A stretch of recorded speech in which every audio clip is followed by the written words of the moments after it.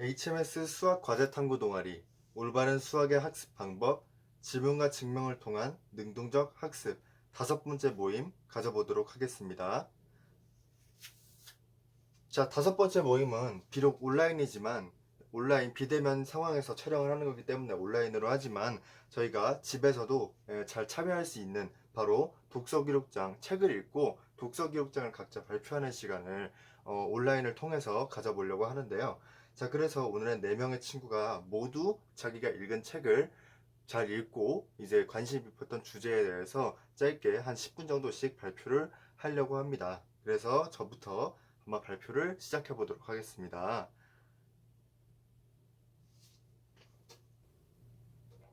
자, 제가 발표할 책은 바로 수학이 필요한 순간이라는 책입니다. 이 책의 부제는 인간은 얼마나 깊게 생각할 수 있는가로 김민영 저자가 인플루엔셜이라는 출판사를 통해 제출하게 된 책입니다. 김민영 저자에 대해서 간단히 소개를 해보자면 1963년생이고 서울대 수학과, 예일대학교 박사, MIT 연구원, 포스텍 교수, 옥스퍼드대 수학과 교수, 서울고등과학원 석학 교수입니다. 또한 대표 저서로는 수학의 수학, 소수공상, 아빠의 수학여행, 그리고 바로 이 책인 수학이 필요한 순간까지 이렇게 주요 저서가 있습니다. 자, 이 책에 대해서 간단하게 소개를 해보자면 우리가 인문학의 문제라 여겼던 윤리적 판단에서부터 우주의 무한한 세계에 이르기까지 바로 인간의 이런 세상을 이해하는데 수학이 필요한지 이런 것을 이 책을 통해서 보여주고 있고요. 그래서 저자는 기본적인 수학의 원리부터 정보와 우주에 대한 이해, 윤리적인 판단이나 이성과의 만남 같은 사회 문화적인 또 다양한 그 수학만 있는 게 아니라 여러 사회적인 그런 문제까지 이르기까지 수학이라는 방대한 세계에 대해 평생을 걸쳐 탐구해온 사람이고요. 그래서 이 주제를 독자들에게 보여주고 있다는 것입니다. 자, 그러면 이제 시작을 해봅시다. 수학은 인간의 직관에 영향을 많이 미치죠. 그것이 바로 확률인데, 확률 이론은 17세기에야 시작되었지만, 지금 사람들은 37%의 비율 확률이라는 것을 읽고 이해하는데 무리가 없습니다. 오늘날 인간이 가진 상상력의 차이가 있다면, 그것은 수학적인 이해력의 차이일 것입니다. 자, 뭐 일기예보 뭐 예를 들어서 37% 비가 온다고는 하는데 요즘에 뭐 일기예보가 많이 틀리기도 하고 뭐 그렇죠. 그러니까 확률이라는 것에 어느 정도 추정을 해가지고 이제 사회를 살아갈 수 있지만 또 확률이 꼭 37%라고 1%라도 꼭 이루어질 수 있을 수도 있고 없을 수도 있고라는 그런 확률론적인 사회를 우리가 살고 있다는 얘기를 하는 거죠. 자, 그래서 이 책이 지금 1강부터 6강, 6챕터까지 구성이 되어 있기 때문에 이것을 세분화해가지고 제가 직접 발표를 해보겠습니다. 자, 1강의 주제는 바로 수학은 무엇인가?입니다.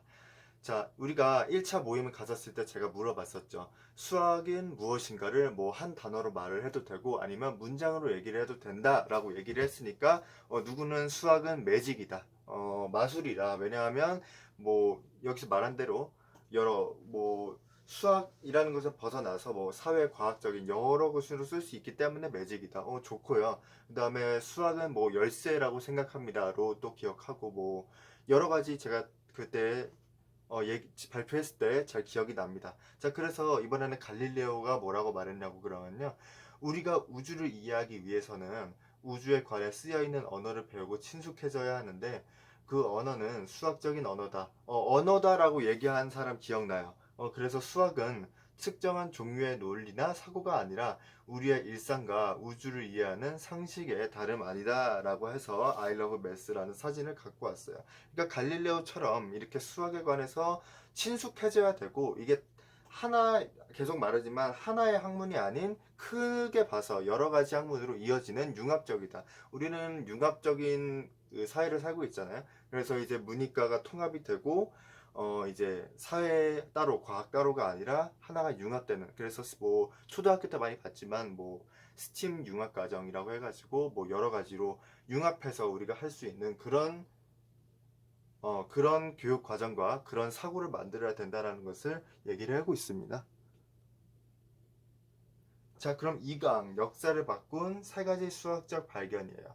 자, 페르마 그리고 데카르트가 좌표를 만들었죠. 자, 중학교 1학년 1학기 딱 창을 피면요, 만화로 그게 나와 있었어요. 제가 기억이 나는데 그 딱 좌표를 벽이 딱 좌표 모양으로 되어 있어가지고 뭐 일정한 그런 좌표로 되어 있었어요. 그래서 파리를 막 잡으려고, 파리인가 목인가 해가지고 데카르트가 막 이렇게 했는데, 그게 딱 표기를 하려는 게 이 모기 파리를 이 점 9번째 가로 6번째 세로로 해가지고 9,6으로 표기를 하면 되지 않을까, 그래서 아하 해가지고 그렇게 좌표가 발견이 됐다라는 것을 제가 수학책에서 본 적이 있어요. 자, 그래서 이 데카르트 페르마 좌표를 만들었고, 아인슈타인의 상대성 이론 등 위대한 발견들을 살펴보면 이렇게 수학적인 사고가 왜 필요한지 이렇게 느낄 수 있는 것을 우리 실생활 그리고 책에서 찾아볼 수 있었다는 거예요.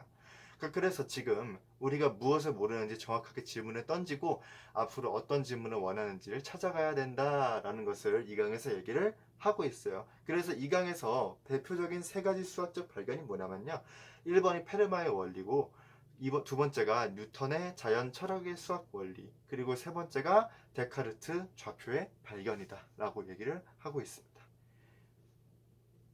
자, 3강이죠. 자, 3강 아까 얘기했던 확률론이에요. 확률의 선과 악. 아까 얘기했듯이 확률이라고 해서 이게 99%라 해서 무조건 이루어지는 게 아닐 수도 있고요. 1%라 해서 무조건 안 이루어지는 것도 아닙니다. 그 1%, 0. 몇 %의 확률이라도 있으면 도전해봐라. 그게 괜히 있는 말이 아니겠죠. 자, 하이드 파크라는 곳에 예를 들겠네요. 아, 이것도 그렇죠. 저 많이 봤죠. 그 5명이 있고 1명이 있는데 사람이 지금 그대로 놔두면 5명이 있는 쪽으로 기차가 가고요. 만약에 변환기를 바꾸게 되면 1명이 있는 곳으로 가가지고 1명만 죽게 되는 그런 사례입니다. 이 일은 큰일일까요, 아닐까요? 그래서 한 사람이라도 죽으면 안 되겠지만 수만 명을 죽음으로 몰 수도 있었던 테러를 막는 과정에서 10명이 희생되었다면, 이런 윤리적인 판단 속에도 수학의 확률이 작동하고 있습니다. 저는 아직까지도 이거에 대해서 답을 딱 얘기하기도 뭐 그렇습니다. 일단은 1번 케이스예요. 나는 그래도 이 변환기가 있기 때문에 당연히 적은 사람을 죽여야 된다라고 얘기를 하는데, 그 5명은 그냥 모르는 사람이고요. 1명은 뭐 자기 친한 친구거나 뭐 가족이라고 생각을 해보세요. 손쉽게 막 바꾸거나 뭐 그러기가 쉽지 않겠죠. 자, 그럼 두 번째 케이스는 내가 그 변환기를 돌리는 것은 일단은 일어나는 사건에 개입을 한다는 것이기 때문에, 그 변환기를 애초에 손대는 과정이 약간 내한테 죄책감이, 어쨌든 간에 무조건 사람은 죽으니까 죄책감이 든다라는 느낌을 받아서 그냥 어떻게 보면 또 방관을 하는, 그냥 다수가 죽는 그런 상황이 뭐 두 번째 케이스라고 저는 생각을 해요. 크게 얘기를 하면 보통 1번이나 2번 중에 생각을 하겠는데, 일단은 아까도 얘기했듯이 이게 웬만한 사람이면 다 1번을 선택을 하겠지만, 아까 말한 대로 그게 가족이나 뭐 친한 친구 딱 1명이라면 손쉽게 돌릴 수 없겠다. 참 이런 건 좀 어려운 질문이에요. 저도 생각하기. 자, 이거는 뭐 그래서 뭐 정해진 답은 없지만 자기가 이렇게 윤리적이고 또 논리적인 그런 판단의 답을 할 수 있으면 그게 정해지지 않은 하나의 개인적인 답이라고 생각을 합니다. 그래서 요거와 관련된 수학 이론에는 트롤리 문제라고 있는데, 자, 요거에 대해서는 자세히는 알아보지 못하고 책을 통해서 일단은 트롤리 문제라는 이런 개념이 있었다라는 것을 제가 꼬박꼬박 이렇게 각마다 집어놨습니다. 자, 4강. 방금 얘기했네요. 답이 없어도 좋습니다. 대표자를 뽑는 가장 좋은 방법은 무엇일까요? 수많은 선출 방법을 살펴보면 방법마다 완전히 다른 결과가 나올 수도 있어요. 자, 그러면 이 방법들은 다 틀린 걸까요? 완벽하지 못하다고 해서 포기하기보다는 제한적인 조건에서 이해하는 것이 수학적으로 중요합니다. 자, 예를 들어서요. 회장 선거를 해요. 제가 지금 중학교 때 선거한 거랑 뭐 초등학교, 고등학교 때 학교에서 회장 선거를 어떻게 했는지 다 기억이 나는데, 제가 중학교 때는 방식이 좀 특이했어요. 그래서 예를 들어서 뭐 2명이 나오든 뭐 10명이 나오든 간에 일단은 투표를 다 돌리는데, 이게 일단 제가 공학이었어요. 그래서 공학이다 보니까 회장 1명, 부회장 1명을 뽑는데, 회장이 남자가 되면 부회장은 여자, 뭐 회장이 여자면 부회장이 남자, 이렇게 하나하나 뽑는 그런 시스템이었는데, 그래가지고 우리는 일단은 10명을 뽑고 이제 거기 중에 그러니까 두 명 이상의 N명이라고 봤을 때 이제 남자 다득표 한 명, 여자 다득표 한 명을 뽑아서 이제 걔네끼리 회장을 투표를 하는 거예요. 그래서 그 저기 뭐야 만약에 남자가 회장으로 당선이 됐으면 이제 여자 전체를 또 가지고 이제 부회장 선거를 했어요. 그래가지고 이제 꼼수죠. 이제 저기 뭐야 만약에 그 B라는 여자가 있는데 그 일부러 걔도 어 저기 뭐야 남자를 뽑아가지고 남자한테 표를 몰빵을 해서 그러니까 저기 뭐야 부회장 이 투표에 당선이 안 될 것 같으니까 이제 회장으로 남자를 몰아주고 자기가 부회장이라도 또 한번 돼보려는 뭐 그런 꼼수도 있었던 거. 뭐 기억은 나요. 꼼수 아닌 꼼수죠.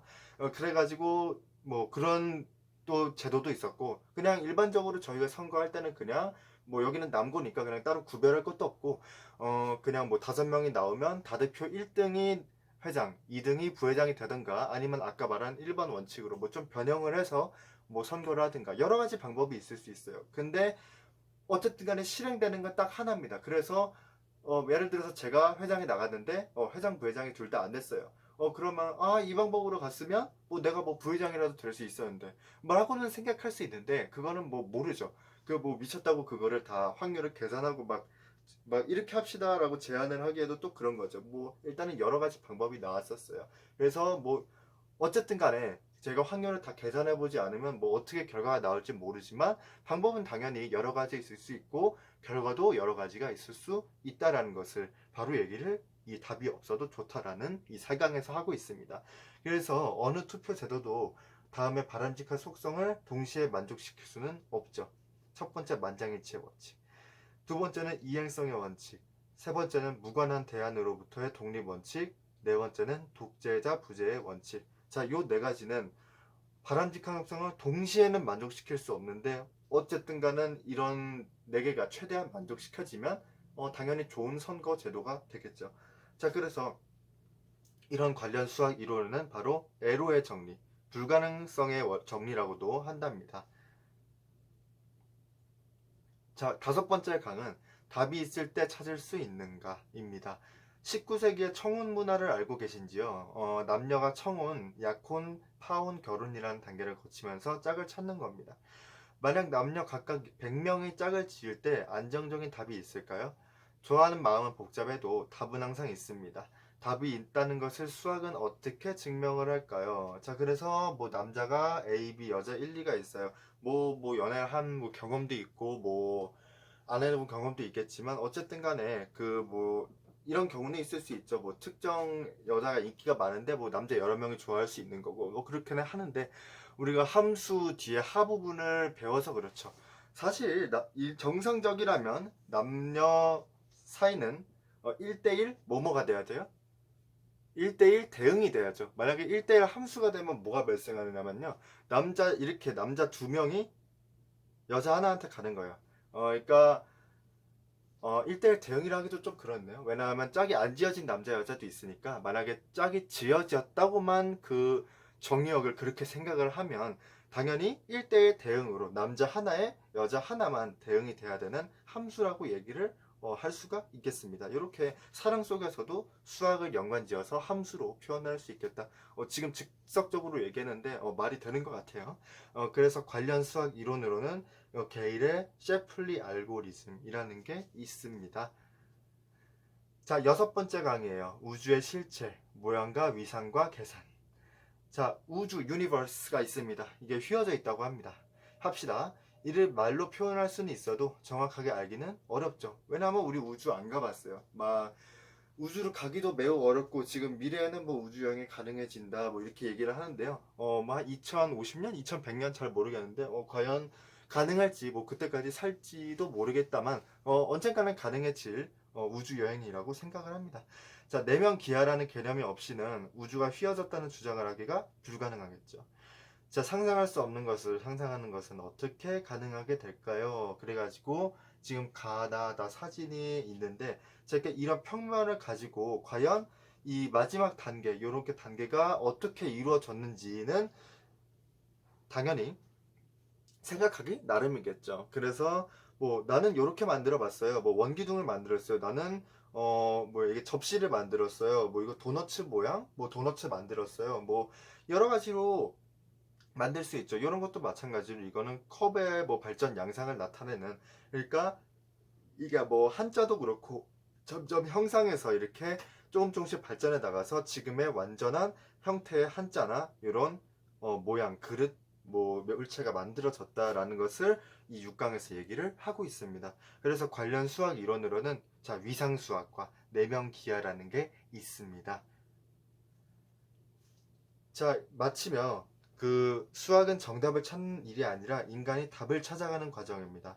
우리는 답을 맞히려고 하지 틀리려고 하지도 않습니다. 그런데 틀리기 싫어하면 어떤 질문이 가진 오류도 어떤 방법이 가진 한계도 발견하기 어렵다는 것이죠. 자, 이 책을 읽으면서 제가 느낀 점입니다. 자, 또한 인상 깊었던 구절에서는 바로 266쪽에 일상의 문제에서도 정답부터 빨리 찾으려고 하기보다 좋은 질문을 먼저 던지려고 할 때, 저는 그것이 수학적인 사고라고 생각합니다. 어쩌면 대범하게도 수학적 사고를 통해서만 우리는 좋은 질문을 던질 수 있고 우리가 찾은 답이 의미 있는지 확인할 수 있다고 말할 수 있습니다. 라고 얘기를 했어요. 자, 그래서 종합적으로 제가 새로 깨닫게 된 사실과 느낀 점을 얘기를 해보고 싶어요. 책을 읽고 나니 저는 수학적 사고방식이라는 것이 무엇을 계산하는 것보다는 어떤 기준과 원칙을 가지고 생각을 해서 상황을 해결하는가라는 것을 느끼게 되었어요. 이 책의 내용을 전부 이해하지는 못했어요. 그렇지만 일단 수학이라면 공식을 외우고 문제를 푸는 것에 저희는 좀 익숙해 있다고 보입니다. 그래서 저한테는 약간 좀 신선한 자극을 주는 그런 책이었다고 생각이 돼요. 자, 우리도 학교에서 수학 공부를 할 때 이런 식으로 수학의 원리에 대해 고민을 하고 관련된 다양한 학문들을 같이 공부한다면 수학이 훨씬 재밌을 텐데 라는 생각이 들었어요. 그냥 단순하게 칠판에서 선생님만 강의를 하는 게 아니라 저희가 직접 토론을 하고 참여하고 또 직접 수학 문제에 대해서 발표를 하는 그런 수업이 사실 필요하다는 거예요. 자, 그래서 삶을 살아가면서 어떤 문제에 부딪혔을 때 감정적이기보다 수학적 사고와 논리적 사고를 통한 객관적이고 합리적인 사고를 할 수 있도록 노력하는 습관을 가지는 것이 저는 꼭 필요하다는 것을 이 책을 통해서 느끼게 되었습니다. 자, 이상 저의 독서화표를 마치겠습니다. 감사합니다. 자, 그 다음 학생이 이제 발표를 이어줬으면 좋겠습니다. 저는 수학으로 생각하는 힘의 책을 읽고 감상문 한번 써봤습니다. 우선 첫 번째로는 책을 소개하고, 두 번째로는 책의 내용을 알아보고, 세 번째로는 출판사의 서평을 알아보고, 네 번째로는 책을 읽고 느낀 점을 알아보겠습니다. 첫 번째로 책을 소개하자면, 세상 모든 것을 수학으로 설명할 수 있다고 말하는 이 책은 심지어 그 설명을 아주 재미나게 해줍니다. 집 뒷마당 달팽이 수를 세는 일에서부터 괜찮은 식당을 고르는 알고리즘, 암 판정이 틀릴 가능성, 확률을 오용해 살인 운명을 쉬운 법정의 오심, 병실의 거짓 경보를 줄이거나 전염병을 통제하는 방법에 이르기까지의 내용들이 나옵니다.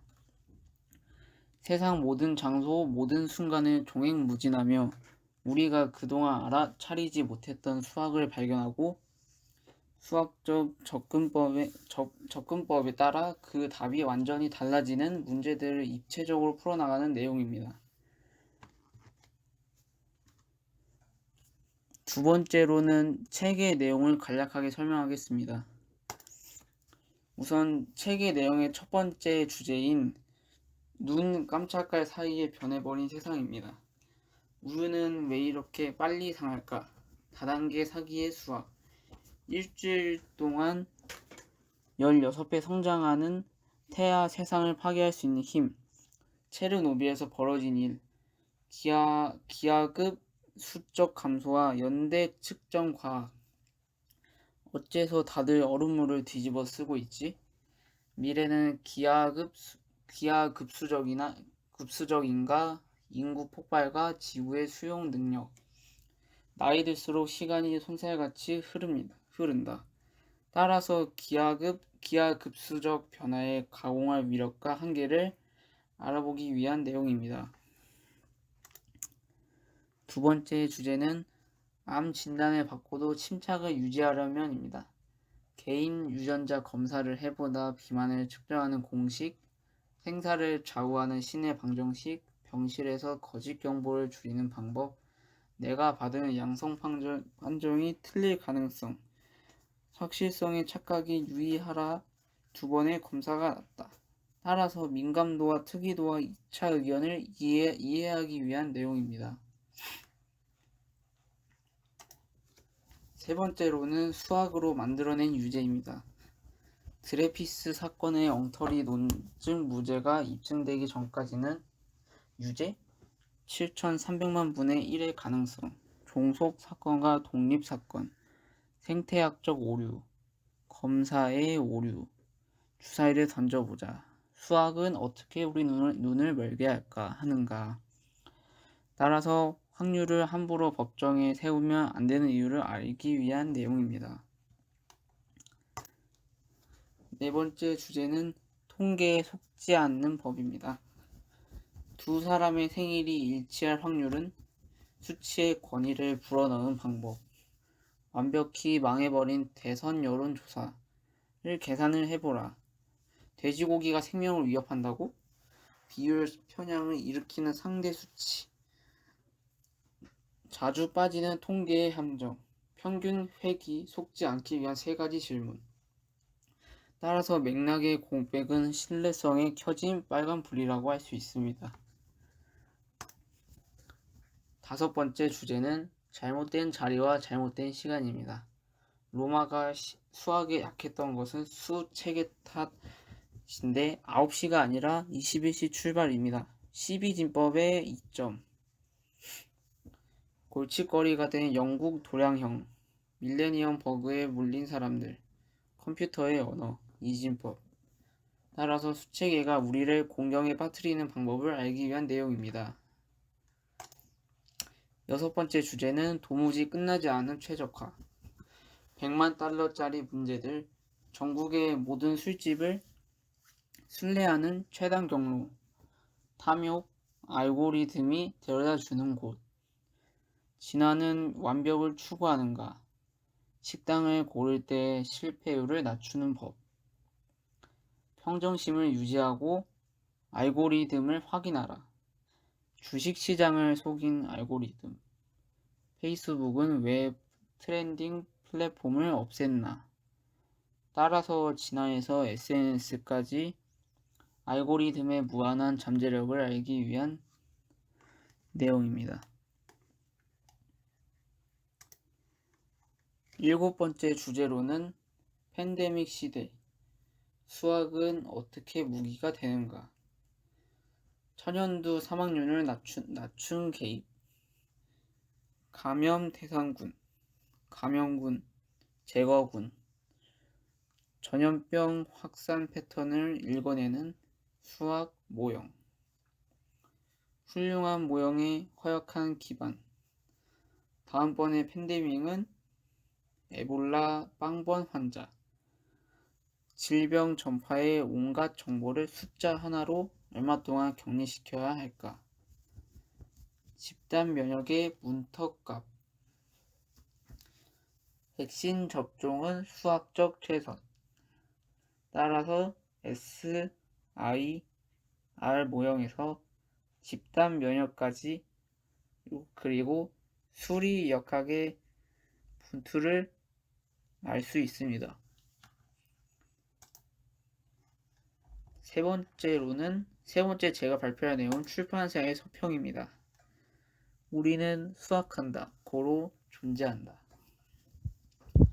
수학은 일상의 기쁨과 슬픔을 좌우하는 요소이자 어쩌면 삶과 죽음을 가르는 결정적 문제이기도 합니다. 수학자 김민영 물리학자와 김상욱 소설가는 이 책을 강력하게 추천했습니다. 또한 이언 맥큐언도 강력하게 추천했습니다. 이것이 바로 현실 수학, 세상이 이토록 수학적임을 깨닫는 강렬한 여정으로 안내하는 책이라고 논평했습니다. 꼬리에 꼬리를 물며 최적 경로를 연결하는 수학 토크쇼. 셜록 홈즈처럼 읽히는 수학책이라니. 수학자 스티븐 스트로가츠가 한 내용입니다. 나처럼 수학에 약한 사람도 푹 빠져들어 읽을 수 있다고 설명했는데, 이것을 말한 사람은 소설가 이언 맥큐언입니다. 저도 이 책을 읽기 전에는 이렇게 수많은 물리학자와 수학자들이 이렇게 논평을 많이 했을 줄은 몰랐습니다. 그런데 이 책을 읽고 나니 이언 맥큐언이 말했던 것처럼 저도 수학에 약한데 이 책을 읽고 나서 책을 읽으면서 쉽게 푹 빠져들어 읽을 수 있다고 생각했습니다.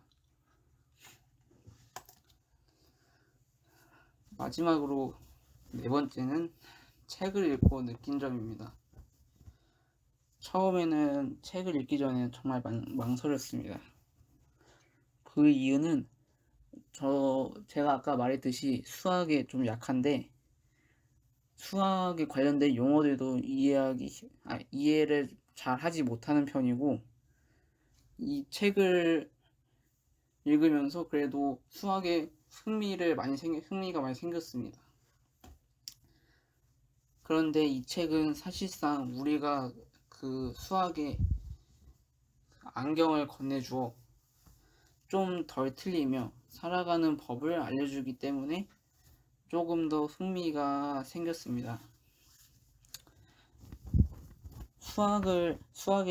그리고 수학에 대한 약간의 편견을 없앤 그런 부분적인 것도 보여졌습니다. 그리고 이 수학책은 지금 최근에 심각한 문제인 코로나에 대해서 우리가 과연 어떻게 잘 행동하고 잘 극복할 수 있는지에 대해서 대하는 그런 태도를 알 수 있어가지고 좋았습니다. 그리고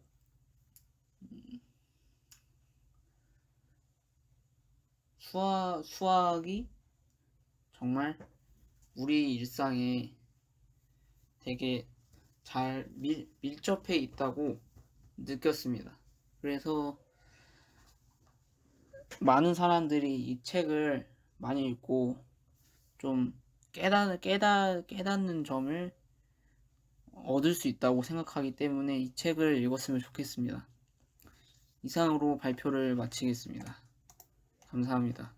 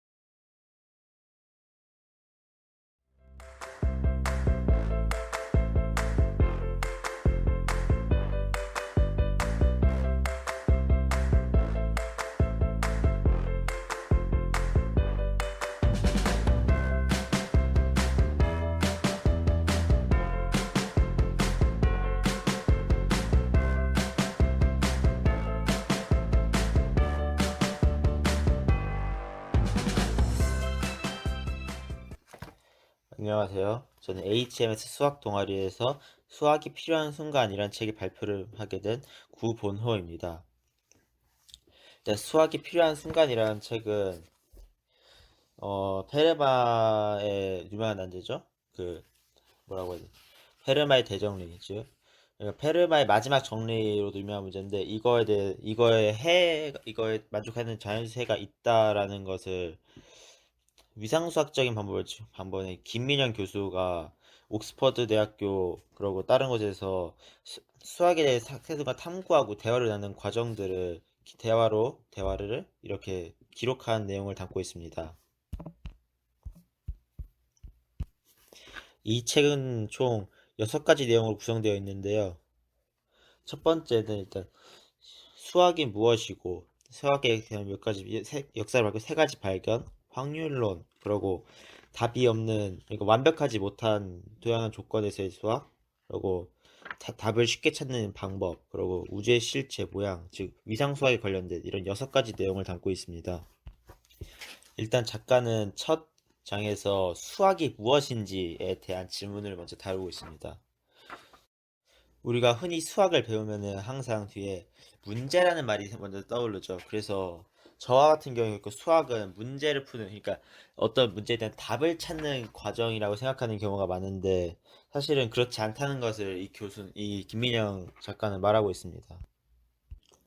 수학이 꼭 논리적인 것은 아니라고 그는 말합니다. 쉽게 말해서 수학을 논리적으로 정하기 전에 되게 많은 이전까지 사례가 있었고 그를 정리하고 하나의 큰 범주, 그러니까 어떤 상황에서도 성립할 수 있는 그런 거를 정의를 내리고 여러 가지 과정을 거치다 보니 이게 약간 좀 논리적이고 약간 이런 부터 붙고 좀 이런 체계적인 한번 보이는데, 이는 사실 우리가 인문학에서도 사용하는 귀납이나 연역 같은 방법도 사실 이와 크게 다를 게 없는 방법이고, 또 수학 같은 것이 일상생활 많이 접해 있다라는 그런 얘기를 통해서 우리가 흔히 생각하던 수학에 되게 약간 고리타분하고 약간 이런 느낌을 깨고 좀 수학과 좀 친밀하게 느껴진 것 같아서 괜찮았습니다. 그리고 2장에서는 수학에 큰 영향을 미친 3가지 수학적인 발견에 대해서 다루는데 그중 가장 흥미를 끌었던 게 아이작 뉴턴의 발견들이었습니다. 제가 아이작 뉴턴 하면은 흔히 떠오르는 거는 중력이라 빛 이런 거였는데 이 책을 통해서 읽다 보니까 미분 그리고 적분도 이 사람하고 라이프니츠 두 사람이 크게 관여를 했더라고요. 그래서 책을 읽다 보니까 뉴턴의 사실 여기서는 수학은 뉴턴의 과학적인 운동 법칙들을 보완하기 위해서 나온 그런 몇 가지 이론에 단지 불과하지 않았더라고.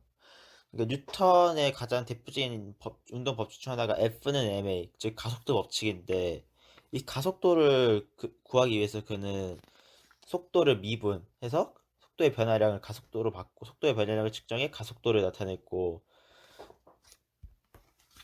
만류인력 법칙, 그러니까 힘은 두 질량에 비례하고 그 두 차이의 거리에 반비례하는 그런 공식은 적분에서 착안된 개념이라는 게 상당히 놀랐습니다. 이런 거는 솔직히 특히 적분이랑 중력 법칙이랑은 전혀 관계가 없어 보였는데 이 둘 사이에 수학적인 끈끈한 연결고리 같은 게 있었다는 게 되게 좀 신선하게 다가왔습니다. 다음 단어는 확률론입니다. 그러니까 확률에 대한 논리죠. 우리는 현재 확률에 대한 얘기를 되게 주위에 쉽게 많이 찾아볼 수 있습니다. 당장 뭐 뉴스만 틀어봐도 내일 비 올 확률이 막 30%다 그러면 30%인 것도 확률이고, 뭐 주사위를 던지면 6분의 1 확률로 6이 나온다. 이것도 확률이 예시일 수 있을 거고, 막 포커를 치면은 뭐 로얄 스트레이트가 64만 분의 1이다 확률이, 이런 것도 어떻게 보면 다 확률이라고 할 수 있는 거죠. 근데 이런 확률이 사실 17세기부터 시작했다는 게 전 상당히 신기했어요. 되게 이렇게 보편적으로 쓰이는 건데 숫자처럼 아라비아 숫자처럼. 근데 아라비아 숫자는 3000년 전에 만들어졌던 거고 얘는 고작 3세기? 4세기? 그때쯤에 만들어진 건데 이렇게 우리 생활 속에 이렇게 벌써 녹아들어가지고 누구나 다 쓸만한 이런 개념이 있다는 게 상당히 신기하고 또 약간 놀랍기도 합니다. 그때 당시 확률이었으면 천재 수학자들의 약간 전유물 같은 건데 지금은 이제 우리 모두가 갖고 있는 좀 평범하게 되었습니다. 이러한 확률은 이제 현대 과학계로 들어가서는 이제 양자역학 그리고 핵폭탄과 좀 관련이 있는데, 왜냐면 원자폭탄을 디자인할 때도 양자역학에 따르기 때문에 원자들이 확률에 대한 계산이 들어가고, 또 빨리 붕괴될 가능성이 많은 원자를 사용해야 되기 때문에 이런 여러 가지 이용을 계산할 때 확률 그리고 양자역학이 도용되는데, 그럼 여기서 우리는 생각을 하나 해볼 수 있습니다. 확률이 과연 우리에게 좋은 건지 나쁜 건지에 대한 얘기인데, 여기서 작가는 이런 말을 합니다. 확률은 좋은 일 할 수도 나쁜 일 할 수도 있다고, 그냥 도구에 지나치지 않는다 라고 말을 하죠. 그러니까 우리가 어떻게 써먹는지에 따라 다르다는 겁니다. 수학의 절대적인 선악 이런 거는 없다는 거죠. 그냥 하나의 개념이고 그냥 도구일 뿐이다 정도로 말하는 거죠. 다음 장의 특징은 특이한 제목입니다. 답이 없어도 좋다라는 건데요. 사실 이걸 처음 보고 되게 당황했어요. 답이 없어도 좋다, 이게 대체 무슨 뜻인지? 수학에서는 답이 없다라는 건 말도 안 되는 상황 아닌가. 이 책에서는 예시로 선투표가 예시로 나오는데, 이 경우에는 우리가 흔히 쓰이는 다수결 수표 말고도 만약에 민주주의를 반영한다고 하면은 다른 사용할 수 있는 여러 가지 투표들에 대해서도 얘기하고 있는데요. 이는 다른 방식을 적용하면 매번 1등으로 나오는 후보가 바뀌려면 A였다가 B, C, 뭐 D, E 이렇게 계속 후보가 바뀌게 됩니다. 그럼 이와 같은 경우에는 어떻게 되는 걸까요? 명확한 답은 없죠. 왜냐면은 우리가 민주주의 반영하기 위해서 수학적으로 접근했을 때 뭐가 더 좋다와 뭐가 더 정확하게 이 지표를 나타내줄 수 있냐라는 매 투표의 결과에서 바뀌기 때문에 이거를 명확하게 하나로 답을 내릴 수는 없죠. 하지만 이를 통해서 사람들은 가장 합리적인, 우리가 생각할 수 있는 것 중에서 가장 합리적인 투표 방법을 찾을 거 아닙니까? 이거 자체로도 의미가 있다는 거를 작가는 말하고 있는데, 여기서 되게 감명 깊었어요. 그러니까 우리가 이게 답이 없어도 답을 추론하는 과정, 그리고 그게 어떻게 사회에 적용되냐, 이 자체만으로도 의미가 있다라는 작가의 관점이 되게 마음에 들었어요. 수학에서는 앞의 상황과는 다르게 또 답이 없는 상황만이 있을 수 있지만, 반대로 답이 있는 상황이 좀 더 많죠. 그런데 답이 있는 상황에서도 답이 하나겠지만, 물론 답은 웬만한 경우에서 답을 찾는 과정은 되게 여러 가지일 수도 있잖아요. 우리가 뭐 증명을 할 때도 뭐 수식으로 증명하는 방법도 있고 아니면 기하학적인 도형으로 증명하는 방법도 있는데, 그럼 여기서 드는 생각은 하나입니다. 과연 어떻게 하면 가장 빠르게 답을 찾을 수 있을까라는 거죠. 가장 대표적인 예가 어떤 정렬 알고리즘이라 불리는 알고리즘들이죠. 그러니까 우리가 숫자들을 작은 크기부터 큰 크기대로 나열할 때 숫자가 적으면은 사실 크게 문제되잖아요. 1부터 8까지의 숫자를 순서대로 놓는 걸 누가 못하겠어요. 1부터 9까지 숫자.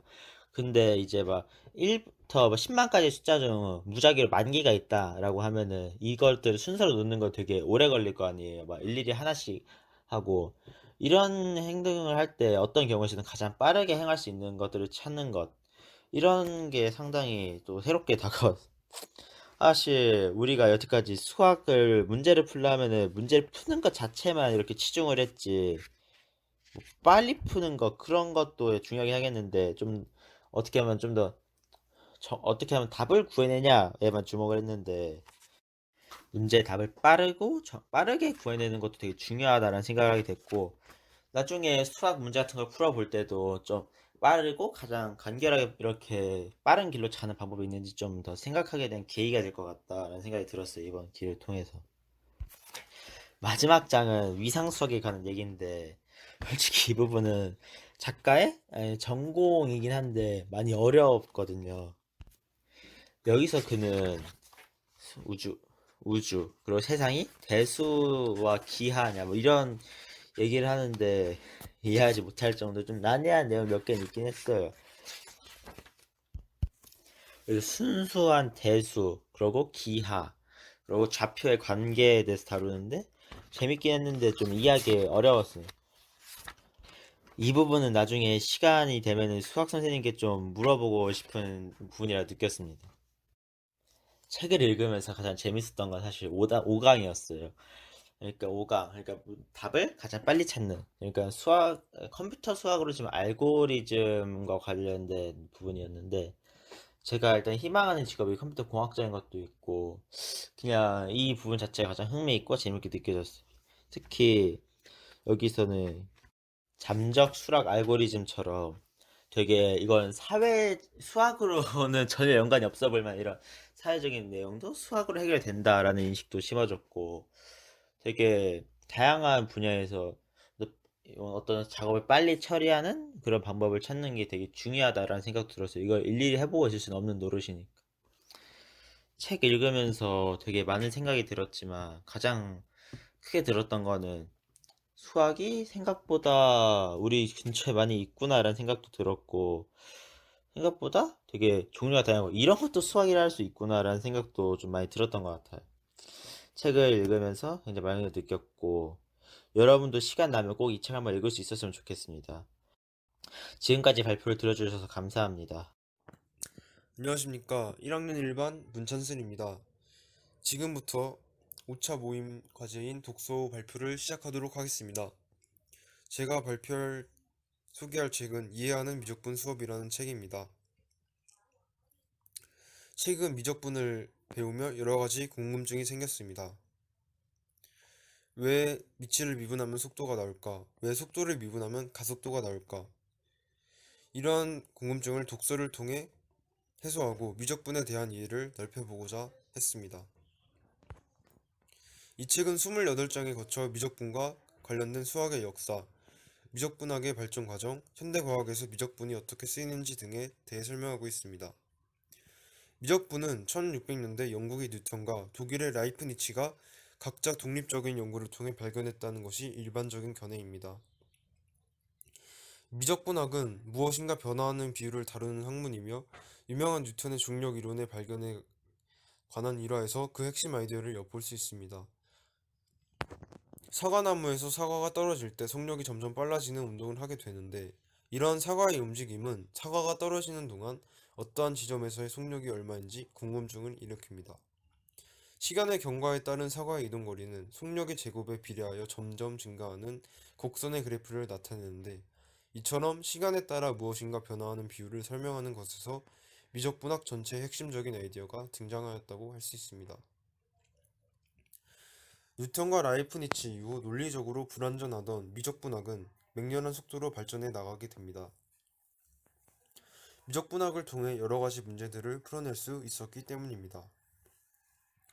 미적분학은 1700년대 스위스 수학자 오일러의 미분 방정식, 실수에 대비되는 허수의 개념 수립, 함수 기호의 도입, 라그랑주의 변분법, 테일러 급수, 1800년대 실수 허수로 구성된 복수수 개념의 일반화, 독일 수학자 카를 바이어 슈트라우스에 의한 엄격한 극한의 정의 정립 등을 거치면서 급격히 발전하였습니다.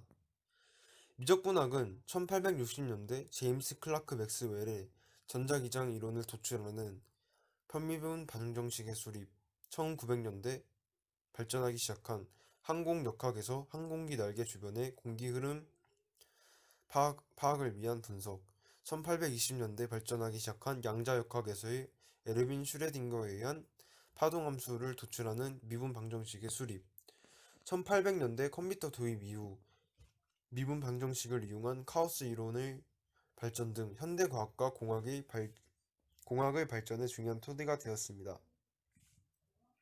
컴퓨터가 도입된 이후에는 미분 방정식의 해를 전통적인 수학적 해법으로 구하는 것이 아니라 변수를 잘게 나누어 계속 대입하면서 진짜 해의 근사치를 찾아가는 점진적인 방식에 의한 과정을 대량으로 빠른 속도로 반복하면서 문제를 풀고 있습니다. 이러한 방법은 컴퓨터 프로그램에 의한 풀이 과정을 구현하기 위해서는 토대가 되는 수식의 근본적인 원리에 대한 이해가 있어야만 컴퓨터 프로그램으로 이를 어떻게 구현할지에 대한 아이디어를 얻을 수 있는 것이므로 기본적인 수학과 미적분학에 대한 이해가 필수적이라고 할 수 있겠습니다.